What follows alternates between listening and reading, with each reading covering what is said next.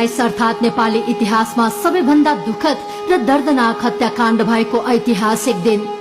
नेपाली इतिहासमा मात्र नभई विश्वमा समेत सनसनी मचाएको नारायण हिटे दरबार हत्याकाण्ड भएको दिन हो जेठ 19। 2058 साल जेठ 19 को शुक्रबार को दिन नारायण हिटे दरबार भित्र राजा वीरेन्द्र, रानी ऐश्वर्या, युवराज दीपेन्द्र, अधिराज कुमार निराजन लगायत तथा अधिराज कुमारी श्रुति लगायत राज परिवारका सदस्यहरूको सामूहिक हत्या भएको दिन हो जेठ 19। ऐतिहासिक यस हत्याकाण्ड भएको दिन पुस्तकको पाना पल्टिए सरह बित्यो, तर न त हत्याकाण्डको रहस्य खुल्यो न त पर्दाफास नै भयो।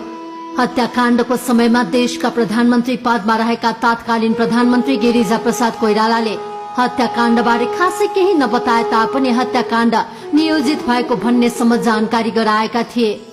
यद्यपि नियोजित कुन हिसाबले भन्ने लेखाजोखा समेत गरिएन। उनको प्रधानमन्त्रीत्वका